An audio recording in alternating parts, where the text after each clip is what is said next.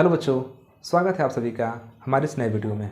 आज हम लोग पढ़ेंगे 7 क्रिस्टल समूह 7 क्रिस्टल सिस्टम तथा ब्रावेज जालक, जिसको इंग्लिश में ब्रावेज लैटिस बोलते हैं। तो आइए इसको शुरू करते हैं। देखिए, हम लोगों ने पढ़ा था कि ठोस 2 प्रकार के होते हैं, क्रिस्टलीय ठोस और क्रिस्टलीय ठोस।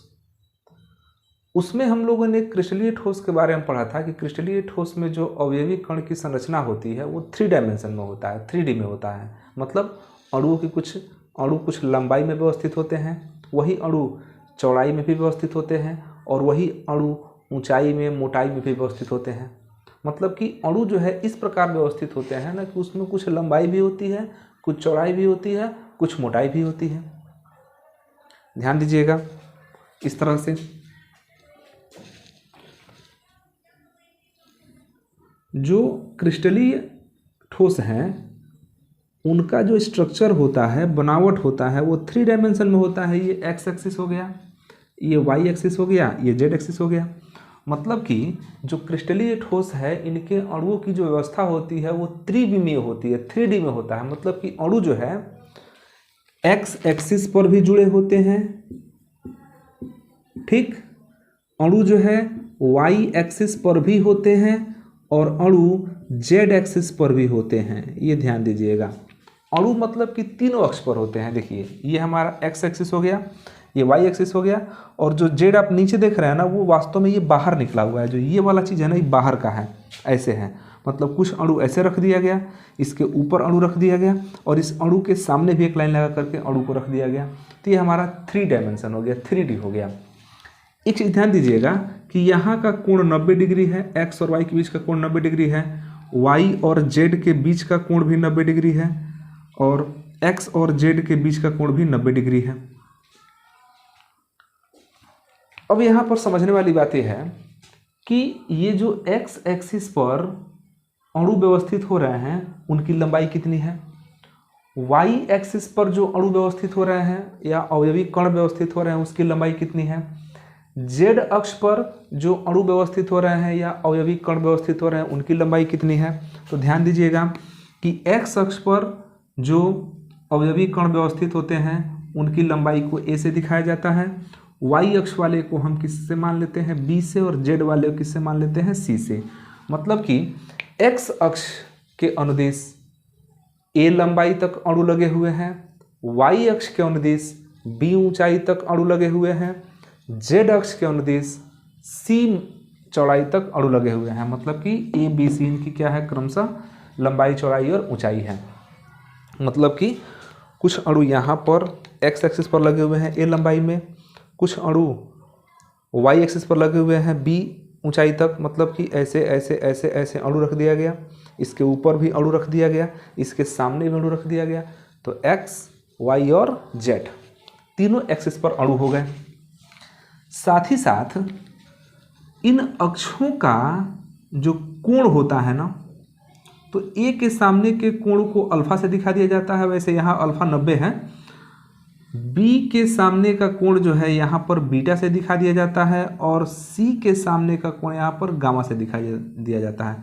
फिलहाल यहाँ अल्फा भी 90 है, बीटा भी 90 है, गामा भी 90 है, ठीक है।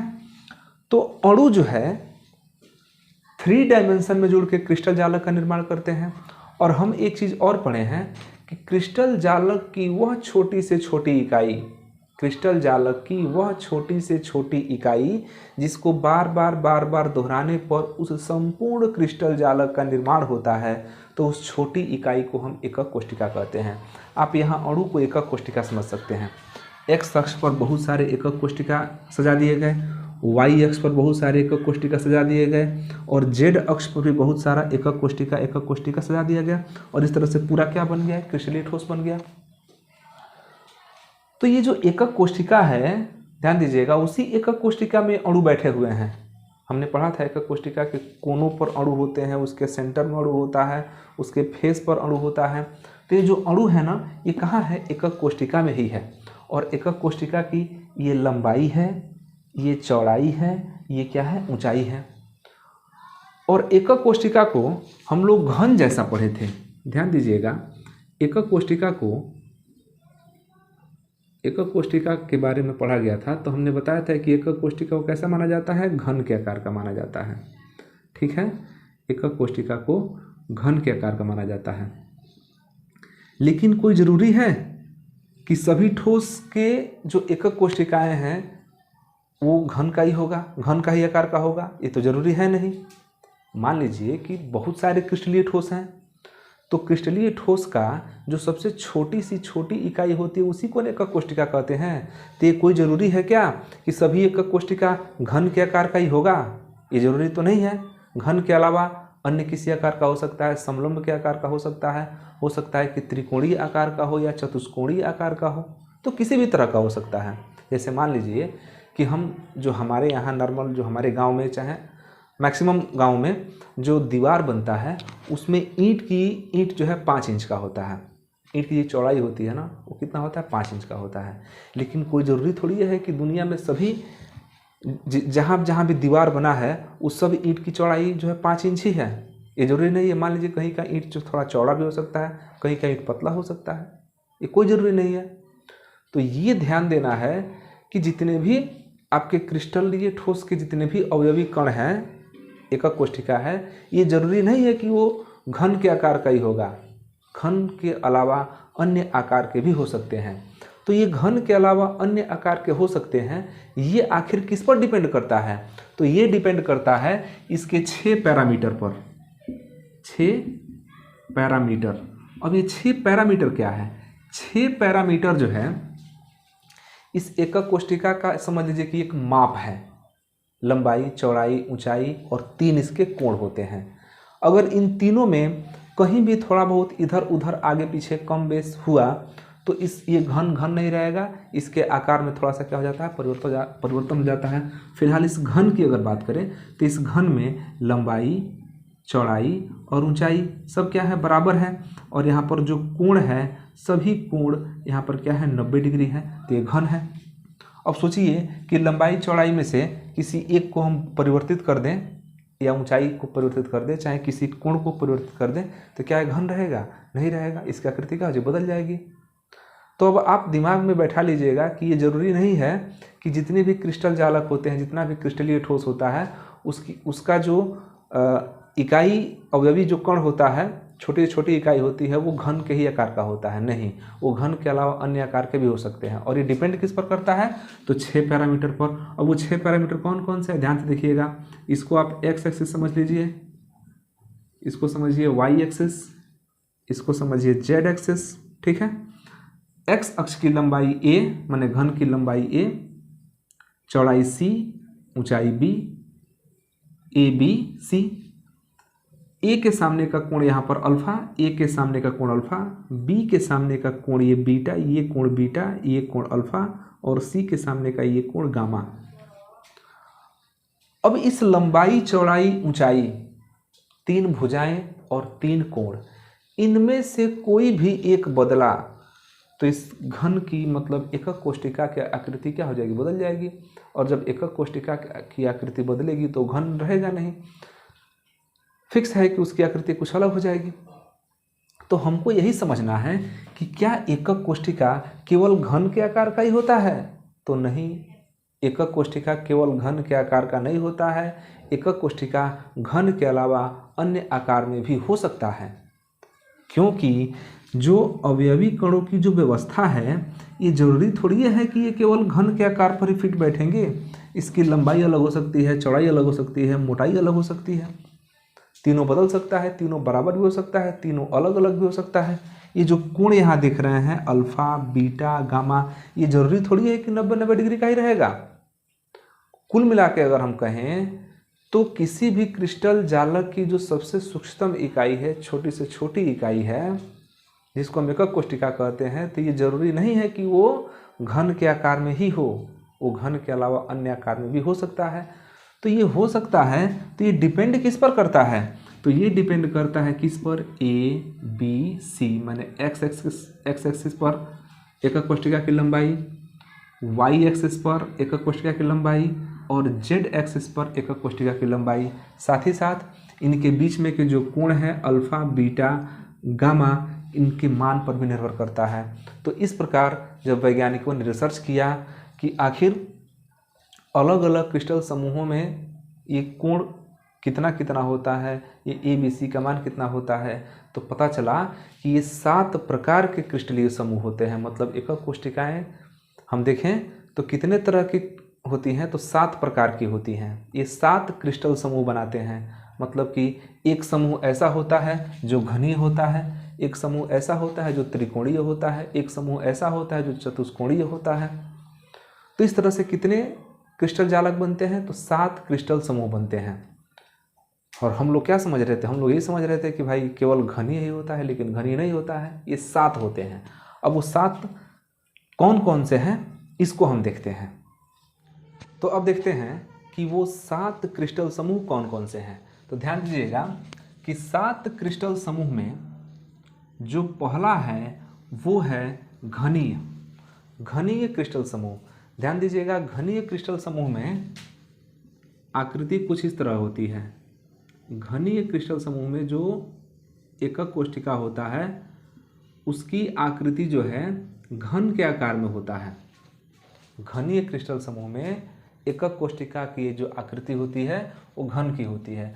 अब ये कैसे घन होता है, तो इसमें तीनों जो लंबाइयां हैं, लंबाई, चौड़ाई और ऊंचाई, एक्स एक्सिस पर लंबाई, वाई एक्सिस पर लंबाई और जेड एक्सिस पर लंबाई, इसमें A बराबर B बराबर C। एक बार और बता दें, ABC किसको हम कह रहे हैं, तो एक्स एक्सिस पर जो लंबाई है उसको हम A से दिखा रहे हैं, वाई एक्सिस पर जो लंबाई है उसको हम B से दिखा रहे हैं, जेड एक्सिस पर के लंबाई को हम C से दिखा रहे हैं। A के सामने का यह कोण अल्फा है, B के सामने का यह कोण बीटा है और C के सामने का यह कोण गामा है।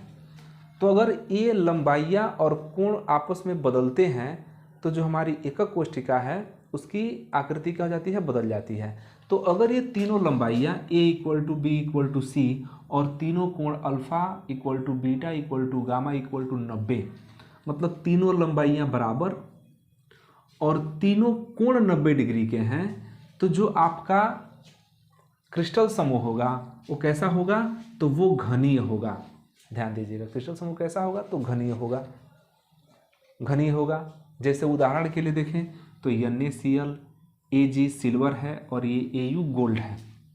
मतलब कि जो NaCl की संरचना होती है, क्रिस्टल जालक की जो संरचना होती है वो कैसा होता है, तो घनीय होता है। उसके एकक कोशिका जो है किस तरह के होते हैं, घनीय एकक कोशिकाएं होती हैं।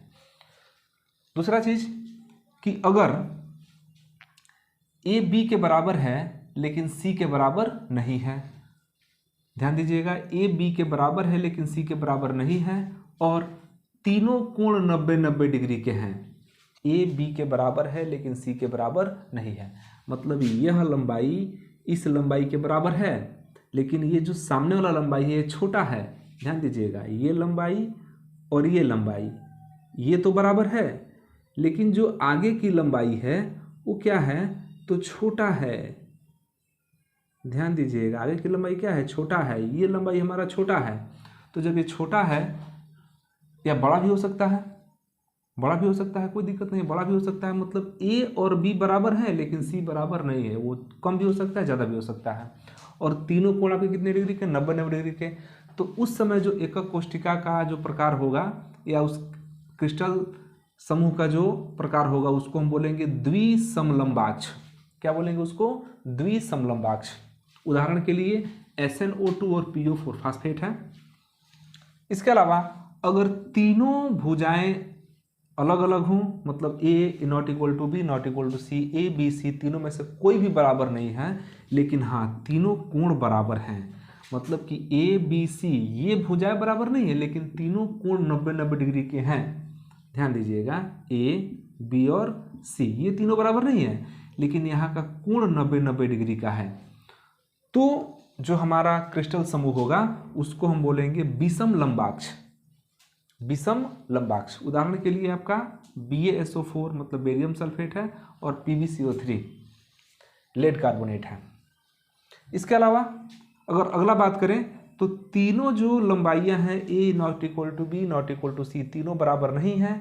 ध्यान देना, साथ ही साथ अल्फा और गामा 90 डिग्री तो है लेकिन बीटा 90 डिग्री नहीं है। ध्यान दीजिएगा, अल्फा तो 90 डिग्री है अल्फा तो 90 डिग्री है, लेकिन बीटा और गामा 90 डिग्री, सॉरी अल्फा और गामा 90 डिग्री है, अल्फा और गामा 90 डिग्री है, लेकिन बीटा 90 डिग्री नहीं है। तो इस तरह का जो आकृति होगा उसको हम बोलेंगे एक नताक्ष। चित्र आपके सामने दिख रहा होगा। एक नताक्ष का उदाहरण है CaSO4 और Na2SO4। उसके बाद ABC ये कोई बराबर नहीं हो और कोई कोण भी बराबर नहीं हो, मतलब अल्फा बीटा गामा आपस में बराबर नहीं है और 90 भी नहीं है, बराबर तो है ही नहीं लेकिन 90 भी नहीं है, और आपका भुजा भी बराबर नहीं है, तो इसको हम बोलेंगे त्रिनताक्ष। इस तरह के क्रिस्टल समूह को क्या बोलते हैं? त्रिनताक्ष बोलते हैं। उदाहरण के लिए कॉपर सल्फेट या potassium permanganate, potassium dichromate, sorry इसका नाम पोटेशियम डाइक्रोमेट है, K2Cr2O7। इसके अलावा देखें, इसको बोलेंगे त्रिनताक्ष। अगला है षटकोणीय। षटकोणीय में क्या होता है कि दो भुजाएं बराबर होती हैं, तीसरा भुजा बराबर नहीं होता है। दो भुजाएं बराबर होती हैं, तीसरा भुजा बराबर नहीं होता है। दो कोण 90 डिग्री के होते हैं, एक कोण 120 डिग्री का होता है। अब ये चीज़ होता है ग्रेफाइट में, जिंक में। अब ग्रेफाइट की संरचना देखेंगे तो उसमें दो कोण 90 डिग्री का, एक कोण 120 डिग्री का। दो भुजा बराबर, एक भुजा अलग, दो कोण बराबर, एक कोण अलग। तीसरा है त्रिसमनताक्ष, या इसको त्रिकोणीय भी बोलते हैं। ध्यान दीजिएगा, त्रिसमनताक्ष या त्रिकोणीय, इसमें तीनों भुजाएं क्या होती हैं? बराबर होती हैं, लेकिन जो कोण होते हैं वो 90 डिग्री के नहीं होते हैं। हालांकि कोण तीनों बराबर होते हैं, कोण तीनों बराबर होते हैं, लेकिन 90 डिग्री का नहीं होता है, और वो आपका है कैल्शियम कार्बोनेट। एक चीज़ और आपको बता दें, हाँ, तो यही आपका क्या है? 7 क्रिस्टल समूह है, 7 क्रिस्टल सिस्टम। तो जो हमारा क्रिस्टल समूह है जिससे मिलकर ठोस, क्रिस्टलीय ठोस बनता है, तो क्रिस्टल समूह कितने तरह का होता है? 7 तरह का होता है। इन्हीं 7 में से मिलकर के आपके ठोस का निर्माण होता है, क्रिस्टलीय ठोस का निर्माण होता है। लेकिन एक और चीज, एक वैज्ञानिक थे जिनका नाम था ब्रावेज। ध्यान दीजिएगा, वैज्ञानिक का नाम क्या था? ब्रावेज। ब्रावेज ने कहा कि ठीक है, घनीय तो क्रिस्टल समूह है, लेकिन घनीय क्रिस्टल समूह तो 3 प्रकार का होता है।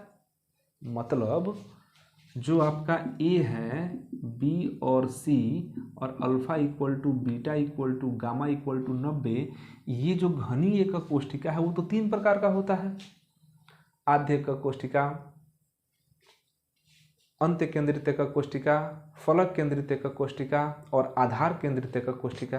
ये 3 तरह का होता है ना, कि जो अब जब अवयवी कण इसके केवल कोनों पर रहेंगे तो उसको एकक कोष्टिका कहेंगे, आधे का कोष्टिका कहेंगे। लेकिन वही अवयवी कण कोनों के अतिरिक्त केवल इसके सेंटर में एक आ जाए तो इसको अंतः केंद्रित एकक कोष्टिका कहते हैं। अगर यही अवयवी कण कोनों के अतिरिक्त इनके फलकों पर आ जाए, ध्यान दीजिएगा, इनके फलकों पर आ जाए, जो 6 फलक हैं, 6 फलकों पर आ जाए तो इसको हम फलक केंद्रित एकक कोष्टिका कहते हैं।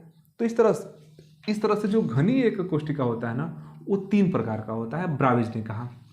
ब्रावेज ने भी कहा कि जो द्विसमलंबाक्ष है ये भी आपका 2 तरह से इसके परमाणु व्यवस्थित हो सकते हैं। मतलब कि द्विसमलंबाक्ष भी कितने तरह का होता है? 2 तरह का। मतलब कि परमाणुओं को हम द्विसमलंबाक्ष के आकृति में 2 प्रकार से व्यवस्थित कर सकते हैं। घनीय को 3 प्रकार से व्यवस्थित कर सकते हैं, विषम लंबाक्ष को 4 प्रकार से व्यवस्थित कर सकते हैं, एक नताक्ष को 2 प्रकार से व्यवस्थित कर सकते हैं। किसने बताया था? ब्रावेज ने बताया था। त्रिनताक्ष को एक ही प्रकार से व्यवस्थित कर सकते हैं, षटकोणीय को एक ही प्रकार से व्यवस्थित कर सकते हैं, त्रिसमनताक्ष को एक प्रकार से व्यवस्थित कर सकते हैं। तो ब्रावेज ने कहा कि ये जो 7 क्रिस्टल समूह हैं, ये जो 7 क्रिस्टल समूह हैं, इन 7 क्रिस्टल में जो अवयवी कण हैं, इनकी व्यवस्था के आधार पर हम इनको 7 प्रकार से नहीं रख सकते हैं, हम इनको 14 प्रकार से रख सकते हैं। 7 तो मुख्य होता है, लेकिन अणुओं के क्रम को इधर उधर थोड़ा सा कर दिया जाए तो इस क्रिस्टल समूह को हम 7 से न प्रदर्शित करके इनको 14 प्रकार से प्रदर्शित कर सकते हैं। मतलब एकक कोष्टिका को हम 14 प्रकार से बना सकते हैं। देख लीजिए, 3 2 5 4 9 2 11 12 13 14। तो ये जो 14 प्रकार से हम व्यवस्थित कर सकते हैं, इस माने अब ब्रावेज के अनुसार जो क्रिस्टल जालक है वो कितने तरह के होते हैं? 14 प्रकार के हो सकते हैं। तो इसी 14 प्रकार के जो क्रिस्टल जालक होते हैं, इसको हम ब्रावेज जालक भी बोलते हैं। तो ब्रावेज जालक वास्तव में क्या है? तो 7 क्रिस्टलीय समूह जो हैं, जो 7 यहाँ पर क्रिस्टलीय समूह हैं, इन 7 क्रिस्टलीय समूहों के में जो अणु हैं, इनके अणुओं को इधर उधर थोड़े से क्रम में अंतर करके हम इनको 7 प्रकार से न व्यवस्थित करके 14 प्रकार से व्यवस्थित कर सकते हैं। तो ये जो 14 प्रकार की जो एकक कोशिकाएं बनेगी, इसी को हम लोग बोलेंगे ब्रावे जालक। क्या बोलेंगे इसको? ब्रावे जालक। तो ये रहा आपका 7 क्रिस्टल समूह और ब्रावे जालक। तो फिर मिलते हैं अगले वीडियो में एक नए टॉपिक के साथ। तब तक के लिए धन्यवाद। जय हिंद।